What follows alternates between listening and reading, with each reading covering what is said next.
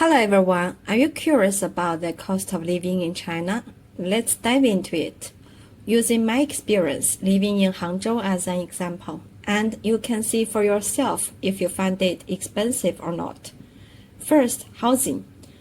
The rent in Hangzhou starts at around 2,000 yuan, and for that, you can get a basic apartment. If you want something nicer, the rent can go up to 5,000 yuan or more. 2. Transportation.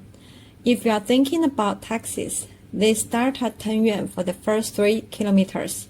As for the subway, it starts at 2 yuan and generally won't cost more than 10 yuan no matter how far you are traveling. 3. Food. This one can vary a lot based on personal preferences. If you cook at home, 1,500 to 2,000 yuan a month is enough for 2 people. If you want dine out, you are expected to spend between 20 to 50 yuan per meal per person, depending on how fancy the restaurant is. And a little perk, there is no tipping in China. 4. Shopping. Shopping in China is super affordable.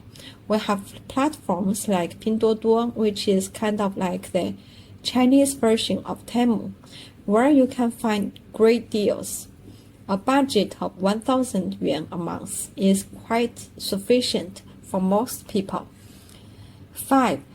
Social obligations. One of my most significant expenses is related to treating friends, giving gifts, and other social interactions. It costs me around 2,000 yuan, but keep in mind, not everyone might have these kinds of expenses. Now, let's talk about income.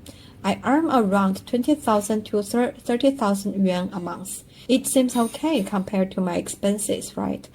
But I also have a monthly mortgage of 10,000 yuan, which can be a bit stressful.